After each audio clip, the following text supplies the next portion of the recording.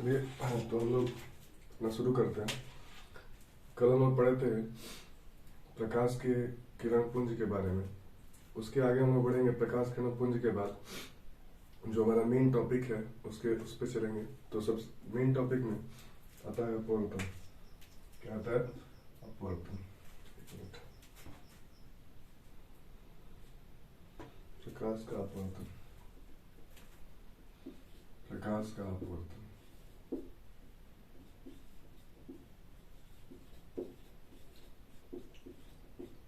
प्रकाश का अपवर्तन को रिफ्रैक्शन, रिफ्रैक्शन ऑफ लाइट। ठीक है, क्या होता है ये सबको पता है कि हमारे पास प्रकाश के अपवर्तन कराने के लिए दो माध्यम की आवश्यकता होती है। एक माध्यम 1, माध्यम 1 और एक माध्यम 2। माध्यम क्या होता है? तो कोई भी ऐसा पदार्थ जिसमें प्रकाश चल सकता है उसे माध्यम कहते हैं। ठीक, दो माध्यम चाहिए।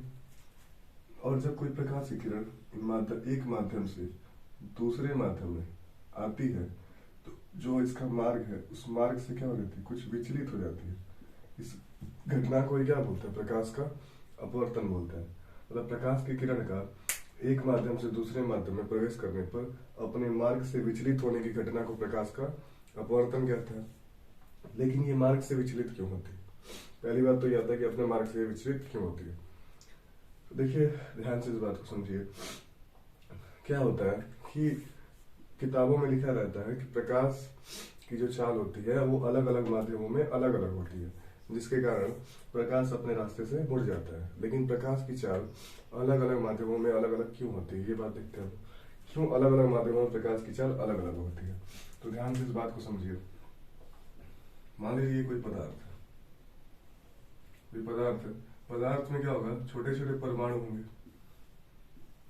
छोटे छोटे परमाणु होंगे। मान लीजिए कांच है, कांच है और कांच के छोटे छोटे परमाणु है। जब इस पे लाइट आएगा और टकराएगा तो क्या होता है? ध्यान से समझिए। ये हमारे पास ये परमाणु है, तो ये परमाणु का मान लीजिए नाभिक है। नाभिक में प्रोटॉन होता है और न्यूट्रॉन होता है। बाहर कौन होता है? इलेक्ट्रॉन। बाहर कौन होता है? इलेक्ट्रॉन। तो जैसे ही इसको ऊर्जा मिलती है इलेक्ट्रॉन को, ये इलेक्ट्रॉन क्या करता है? अब इसको ज्यादा ऊर्जा मिल गई। ऊर्जा जब ज्यादा मिल जाएगी तो ये अपने कोष को छोड़ देता है। अपने कोष को छोड़ के आगे वाले कोष में जिसकी ऊर्जा ज्यादा होती है उसमें जाने की कोशिश करता है और चला भी जाता है। और जब उस कोष में चला जाता है तो इसको लगता है कि वहां पे वो ज्यादा देर तक नहीं रह पाएगा, क्योंकि वहां पे पहले से ही इलेक्ट्रॉन्स होते हैं, तो ये ज्यादा देर तक वहां नहीं रह पाएगा। जब ये वहां पे नहीं रह पाएगा तो वापस आएगा, और वापस आते समय वो अपने अंदर से विकिरण निकालेगा। क्या निकालेगा? विकिरण। ये वापस आएगा और वापस आते समय अपने अंदर से क्या करेगा? विकिरण निकालेगा। वो विकिरण ही क्या होता है? प्रकाश ऊर्जा होता है, वो प्रकाश होता है। तो आप जो सोच रहे हैं कि प्रकाश सीधे आ जाता है, वो प्रकाश सीधे नहीं आता है। पहले क्या होता है कि जो प्रकाश होता है वो परमाणुओं द्वारा अवशोषित होता है, अवशोषित होता है। और अवशोषित होकर परमाणु के जो इलेक्ट्रॉन होते हैं वो उच्च ऊर्जा स्तर में चले जाते हैं, और फिर वापस निम्न ऊर्जा स्तर में आते समय वो क्या करते हैं? अपने अंदर से विकिरण को उत्सर्जित करते हैं, और विकिरण को उत्सर्जित करते हैं तो वही प्रकाश होता है। अब बात आता है कि जिन परमाणुओं को विकिरण को उत्सर्जित करने में ज्यादा समय लगता है, जिन प्रकाश किरणों को विकिरण को उत्सर्जित करने में ज्यादा समय लगता है, उनका जो चाल होता है, समय ज्यादा लगेगा तो चाल कम हो जाएगा। इसीलिए हम बोलते हैं कि जिन माध्यमों में क्या होता है, जिन माध्यमों में प्रकाश की चाल ज्यादा या कम होती है, उनको डिसाइड करता है कौन? कि परमाणु कितनी जल्दी विकिरण को अवशोषित कर रहे हैं या उत्सर्जित कर रहे हैं। इन बातों को ध्यान रखेंगे, ठीक है। परमाणु इलेक्ट्रॉन को कितनी जल्दी अवशोषित कर रहे हैं या उत्सर्जित कर रहे हैं, इससे हमको पता चलता है कि प्रकाश की चाल कितनी होगी। तो इस आधार पे माध्यम को दो प्रकार से बना दिया गया। माध्यम को दो नाम दिए गए। माध्यम दो प्रकार के हो जाते हैं। माध्यम, इसको हम लोग बोलते हैं प्रकाशिक माध्यम। प्रकाशिक माध्यम,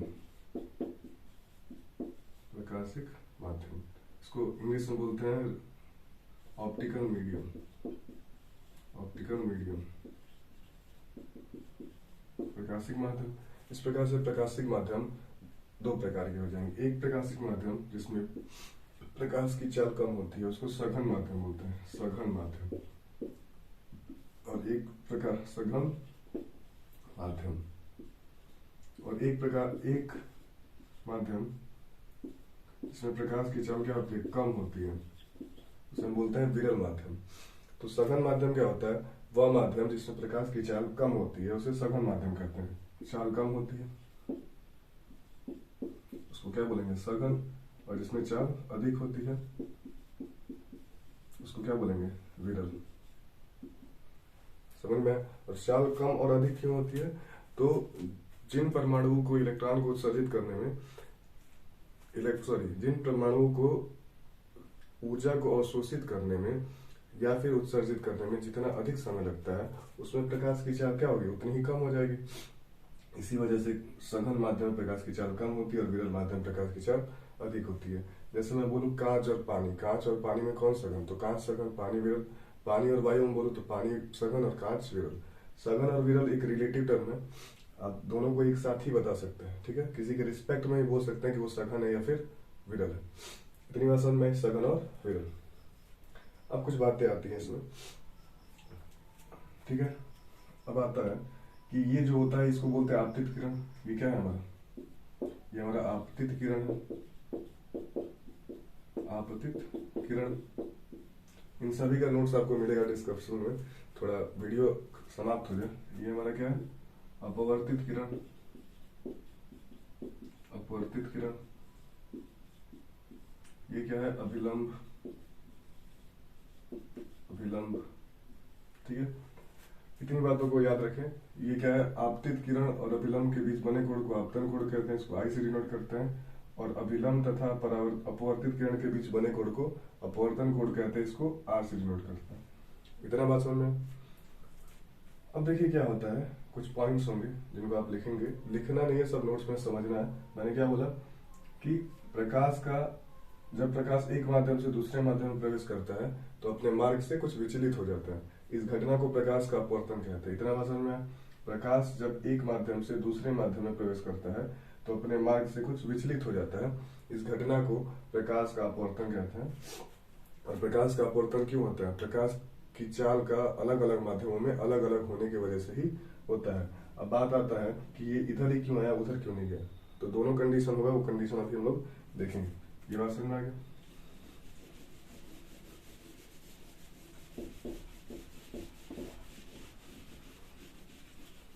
विशेष स्थितियां,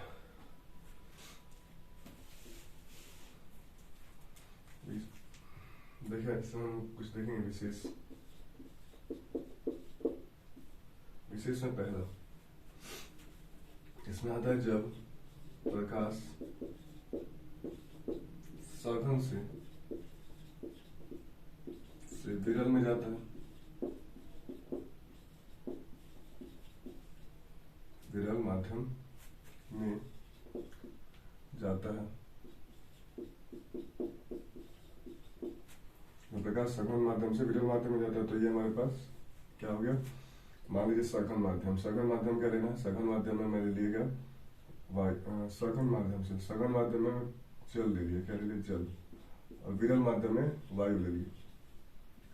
अब मान लीजिए यहाँ से कोई प्रकाश है ऐसे, यहाँ पर हम क्या खींचेंगे, अभिलंब खींचेंगे ऐसे। इसको जाना चाहिए था ऐसे, ऐसे जाना चाहिए था, लेकिन क्या हो जाएगा, अभिलंब से दूर हट गया। तो इसी को बोलते हैं क्या, इसको जाना चाहिए था इस रास्ते से, लेकिन ये अभिलंब से दूर हट गया। तो हम क्या बोलेंगे कि जब प्रकाश सघन से विरल माध्यम में जाता है तो अभिलंब से दूर हटता है। कहाँ से दूर हटता है, अभिलंब से दूर हटता है, ठीक। यहाँ पे ये क्या है, आपतन कोण है, और ये क्या है, अपवर्तन कोण है। अभिलंब और अपवर्तित किरण के बीच बने कोण को अपवर्तन कोण कहते हैं, ये आर है। और मैं पूछूं कि ये अपने मार्ग से कितना विचलित हुआ, विचलित कितना हुआ, तो विचलित को हम लोग बोलते हैं विक्षेपण को। क्या बोलते हैं, विक्षेपण को। इसको डेल्टा से डिनोट करते हैं। तो विक्षेपण कोण कितना है, तो देखिए अगर ये अपने सीधे रास्ते से जाता तो इस रास्ते से जाता, लेकिन गया उधर से, तो ये इसका एक्चुअल रास्ता है, इससे इतना मुड़ा है। तो अगर मुझको ये पता हो, क्या पता हो, ये पूरा पता है, और ये आई के बराबर होगा, ये वाला आई के बराबर होगा, तो तो ये क्या हो जाएगा, delta is equal to R minus I, delta is equal to R minus I, ठीक है, विक्षेपण हो जाएगा। पहली बात। दूसरी बात कि यहाँ पे क्या होता है, आर बड़ा होता है किससे, आई से। ये दो बातें याद रहेंगी। मैंने क्या बोला, जब प्रकाश सघन माध्यम से विरल माध्यम में जाता है तो अपने रास्ते से या अपने मार्ग से दूर हट जाता है या फिर अविलंब से दूर हट जाता है, ठीक है ना। दूसरी बात, जब प्रकाश ठीक ना सघन विरल, प्रकाश विरल माध्यम से सघन माध्यम में जाता है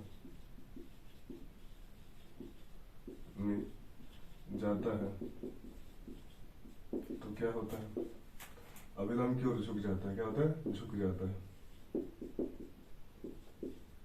ये बात याद रखना। जैसे मेरे पास मैं इसी माध्यम को क्या कर दिया, उल्टा कर दे। जैसे मैं ऊपर वायु ले लिया और नीचे क्या ले लिए, जल। ऊपर वायु और नीचे जल।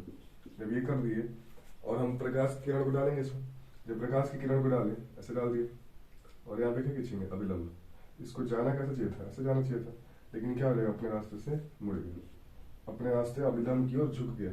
तो ये अगर कोण आई है तो ये कोण क्या होगा, आर, क्योंकि आपतित किरण अपवर्तित किरण अविलंब के बीच बने कोण को अपवर्तन कोण कहते हैं। तो अगर ये मुड़ता नहीं तो जाता इतना, यानी आई इसके बराबर होता, लेकिन ये मुड़ गया तो ये हो गया। तो ये हमारा जो विक्षेपण कोण होगा ये वो क्या होगा। तो बात आता है कि विक्षेपण कोण ये पूरा अगर जाता सीधे तो ये आई इतना होता, आई में से ये आर घटा देंगे तो ये हमको मिल जाएगा। तो ये इज इक्वल टू क्या हो जाएगा, आई माइनस आर, मतलब विक्षेपण कोण क्या हो जाएगा, आई माइनस आर। और हमारा यहाँ पे आई इज ग्रेटर देन क्या हो जाएगा, आर। तो आप ये दो कंडीशंस को जान लीजिए कि जब प्रकाश सघन से विरल में जाता है और विरल से सघन में जाता है तो क्या होता है, ठीक ना।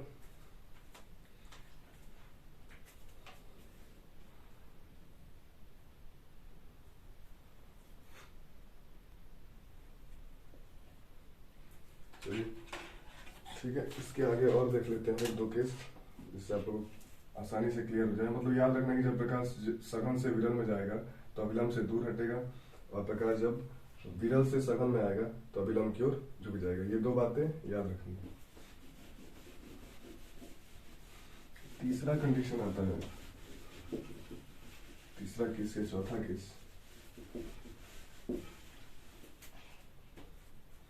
जब प्रकाश तल पर लंबवत पड़ता है, जब प्रकाश अपवर्तक तल पर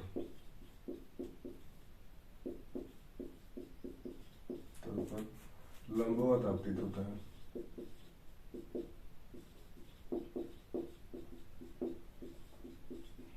ठीक है। जैसे मान लीजिए हमारे पास कोई भी माध्यम हो, सघन विरोधी है, हमारे पास अपवर्तक तल है, यहाँ पे वायु है और यहाँ पे कांच है। कांच है या जल है, कुछ भी है, कांच है ये हमारे पास, ठीक है। तो हम लोग यहाँ पे प्रकाश की किरण डाले, जो लंबवत डाले। लंबवत प्रकाश की किरण अपने रास्ते में सीधे निकलता है, ये विचलित नहीं होता है, ये विक्षेपित नहीं होता है। तो हम बोल सकते हैं कि यहाँ पे I is equal to are, क्योंकि अविलंब भी इसी पे होगा, अविलंब भी इसी पे होगा, तो आई क्या होगा, आर के बराबर होगा, और क्या होगा, ये जीरो होगा। और यहाँ पे जो विक्षेप होगा, विक्षेप क्या होगा, जीरो होगा। विक्षेपण कोण क्या होगा, जीरो होगा। ये अपने रास्ते से मुड़ेगा नहीं। इतनी बात क्लियर है, अपने रास्ते से मुड़ेगा नहीं, ठीक है। चौथा केस आता है कि अगर माध्यम का अपवर्तनांक सेम हो, अगर यदि दो माध्यम का अपवर्तनांक सेम हो, अपवर्तनांक समान हो। अपवर्तनांक के बारे में आप समझ नहीं रहे होंगे, लेकिन सिर्फ इतना समझिए कि अगर दोनों माध्यमों में प्रकाश की चाल समान हो तो क्या होगा, तो आप किसी भी एंगल पे डाले वो मुड़ेगा नहीं। तो दोनों माध्यमों में अगर क्या हो जाए, प्रकाश की चाल समान हो जाए तो सदैव ये अपने जिस रास्ते से जा रहा था उस रास्ते से ही जाएगा, इसको फर्क नहीं पड़ता है। क्योंकि माध्यम क्या है, क्योंकि प्रकाश को दिखाई नहीं देता, बस उसको पता चलना चाहिए कि माध्यम में चाल कहाँ है। अगर वो चाल उसका चेंज नहीं हुआ तो वो मुड़ेगा नहीं। तो ये हमारा एंगल आई हो गया, तो ये हमारा एंगल आर हो जाएगा, और यहाँ पे आई इज इक्वल टू क्या होगा, आर। और यहाँ पे विक्षेपण कोण यहाँ पे भी जीरो होगा। क्यों, क्योंकि दोनों अपने सीधे रास्ते पे ही जा रहे हैं, ठीक है। इतनी बात को अगर आप समझ चुके हैं तो हम चलेंगे अपवर्तन पे, थोड़ा सा उसको समझेंगे, अपवर्तन के नियम समझेंगे, उसके बाद उस पर क्वेश्चंस करेंगे। चलिए इसको मिटाते हैं।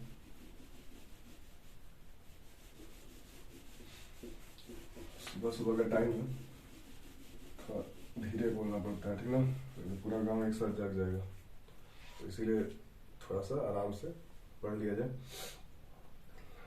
चलिए अपवर्तन, सारे नोट्स को आपको मिल जाएगा, आपको लिखित मिलेगा, जो मैं कोचिंग में पढ़ाता हूँ बच्चों को, वो ही नोट्स आपको डिस्क्रिप्शन में मिल जाएगा फ्री ऑफ कास्ट। आपको केवल डाउनलोड करना है, कुछ नहीं करना है।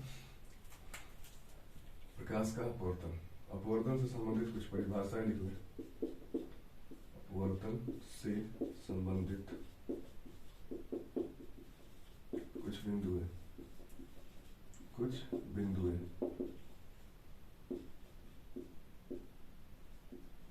ठीक है।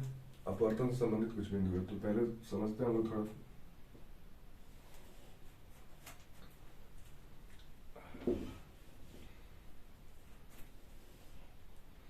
ये हमारा माध्यम 1 है, माध्यम 1 और ये माध्यम 2, माध्यम 1 और माध्यम 2। मैं प्रकाश की किरण को यहाँ पे ऐसे डाला, यहाँ पे अभिलंब खींचेंगे, इसका रास्ता ये था, लेकिन मान लीजिए ये अपने रास्ते से विचलित हो गया, तो ये हमारा क्या है, आपतित किरण, आपतित किरण, आपतित किरण। ये हमारा है अभिलंब, अपवर्तित किरण,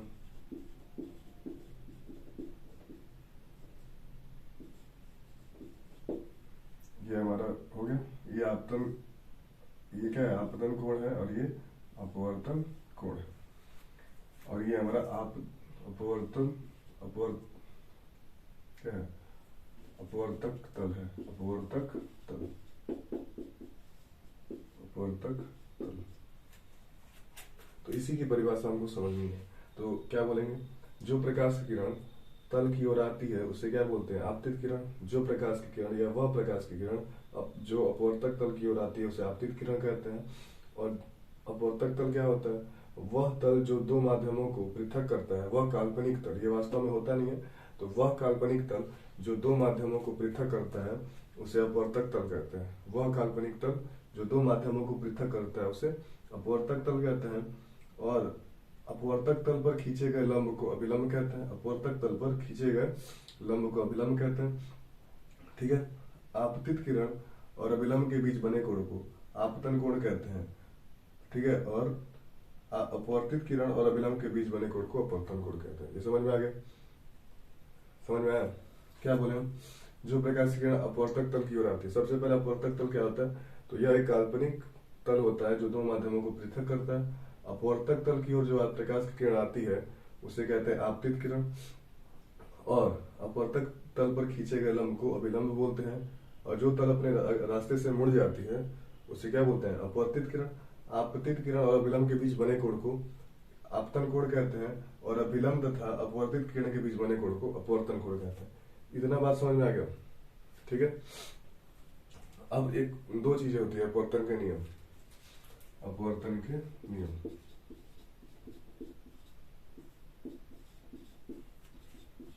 एग्जाम में पूछता है, तो एक वर्णीय प्रकाश के लिए, एक वर्णीय प्रकाश के लिए, एक वर्णीय मतलब एक तरह का प्रकाश,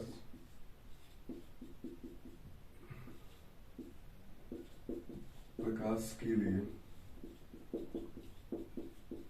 एक वर्णीय प्रकाश के लिए, ठीक ना, अपवर्तन के दो नियम है, अपवर्तन के दो नियम है। बात समझ में, कितने नियम है, दो नियम है। पहला नियम जो परावर्तन का नियम था कि आपतित किरण, अपवर्तित किरण तथा अभिलंब तीनों एक ही तल पर स्थित होते हैं।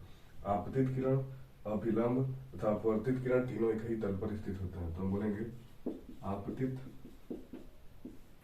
किरण, अभिलंब तथा अपवर्तित किरण तीनों एक ही तल पर स्थित होते हैं,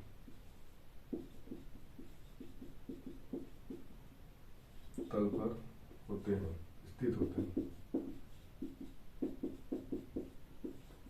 और जो दूसरा नियम है ये इंपॉर्टेंट है, इस पे क्वेश्चन करेंगे लोग, इसको स्नेल का नियम भी बोलते हैं। स्नेल का नियम, स्नेल का नियम क्या होता है? ये स्नेल ने बोला था कि आपतन कोण की जा मतलब साइन, आपतन कोण की जा तथा अपवर्तन कोण की जा का अनुपात एक नियतांक होता है।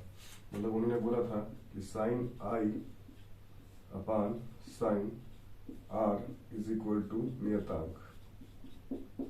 इस नियतांक को बाद में देखा गया कि एक संख्या है, उसको बोला गया अपवर्तनांक। क्या बोला गया? माध्यम का अपवर्तनांक। अभी आपको समझ में नहीं आएगा, लेकिन आप सिंपली इसको 1 और 2 लिख लीजिए, ठीक है। अभी इसके बाद मैं अपवर्तनांक के बारे में बहुत डिटेल में बताऊंगा, क्योंकि क्लास 10th के बच्चों को ये जब पढ़ते हैं ना अपवर्तन, तभी कंफ्यूजन होना शुरू होता है, न्यूमेरिकल्स होते नहीं। तो अपवर्तन के बारे में मैं बताऊंगा, पहले ये नियम लिख लीजिए।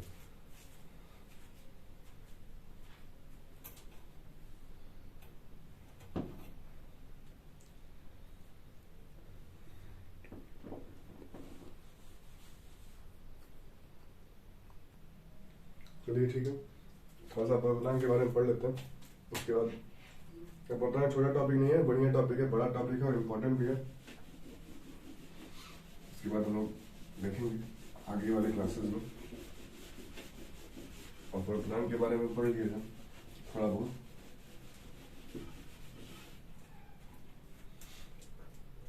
अपवर्तनांक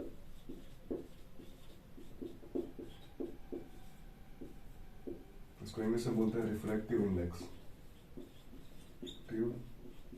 इंडेक्स, ठीक है। अपवर्तनांक क्या होता है मैंने बताया अभी कि क्या होता है, सुनिए थोड़ा सा। अपवर्तनांक सिंपली एक नंबर है। क्या है? एक नंबर, एक संख्या है। ये क्या करता है? ये प्रकाशिक घनत्व को बताता है। प्रकाशिक घनत्व मतलब माध्यम कितना सघन है या कितना विरल है, ठीक है। अपवर्तनांक एक संख्या है जो किसको बताता है? प्रकाशिक घनत्व को बताता है, प्रकाशिक घनत्व को, ठीक। अगर अपवर्तनांक, अगर वो संख्या की वैल्यू ज्यादा है तो अपवर्तनांक आप समझेंगे कि प्रकाशिक घनत्व ज्यादा है, ठीक है। और फिर मैंने बताया अगर प्रकाशिक घनत्व ज्यादा है, इसका मतलब जो माध्यम है वो प्रकाश को अवशोषित करने में और उत्सर्जित करने में उतना ही अधिक समय लेता है। जब ज्यादा समय लेता है तो उसकी चाल क्या हो जाएगी? कम हो जाएगी। यानी हम समझेंगे कि उत्सर्जित या अवशोषित करने में उतना ही ज्यादा समय लगेगा। मेरा बात समझ रहे हैं? अपवर्तनांक एक नंबर है जिससे हमको पता चलता है प्रकाशिक घनत्व के बारे में। प्रकाशिक घनत्व जितना ज्यादा होगा, प्रकाश को अवशोषित होने में उस माध्यम के परमाणु क्या करते हैं? वो प्रकाश को अवशोषित और उत्सर्जित करते हैं, करने में उतना ही अधिक समय लगेगा। और जितना अधिक समय लगेगा हम बोलेंगे कि उसकी चाल उतनी ही कम है, क्योंकि समय ज्यादा लगता है तो चाल क्या होता है? कम होता है। उतनी ही कम क्या होगी? उसकी चाल होगी। ये बात समझ में? यानी कहने का मतलब अपवर्तनांक क्या है? एक अपवर्तनांक एक संख्या है जो माध्यम के प्रकाशिक घनत्व को व्यक्त करता है, और इसको सामान्यतः हम लोग n से डिनोट करते हैं और कहीं कहीं इसको म्यू से भी डिनोट करता है, ठीक है। दोनों से डिनोट कर सकते हैं, जिससे मन करे आपको डिनोट कर सकते हैं, ठीक है। अब अपवर्तनांक आपको बस समझ में आया? अपवर्तनांक क्या होता है? प्रकाशिक घनत्व। प्रकाशिक घनत्व का मतलब प्रकाश को, घनत्व का मतलब वहां पे हम लोग जो घनत्व पढ़ते हैं 11th में वो अलग होता है और ये प्रकाशिक घनत्व अलग होता है। यहाँ पे होता है कि उत्सर्जित और अवशोषित करने में कितना अधिक समय लगा, उसी को हम बोलेंगे घनत्व। किसका अधिक और किसका कम। अगर घनत्व अधिक होगा तो उत्सर्जित या अवशोषित करने में प्रकाश को अधिक समय लगेगा, और समय अधिक लगेगा तो चाल क्या हो जाएगा? कम हो जाएगा। तो इतनी बातों को समझ जाए। इसमें हम लोग पढ़ेंगे निरपेक्ष अपवर्तनांक और सापेक्ष अपवर्तनांक। ये आपका नेक्स्ट वीडियो में आएगा। फिलहाल के लिए इतना ही आप लोग समझिए, और मिलते हैं अगले वीडियो में। देखते हैं क्या पढ़ना है हम लोग को, ठीक है।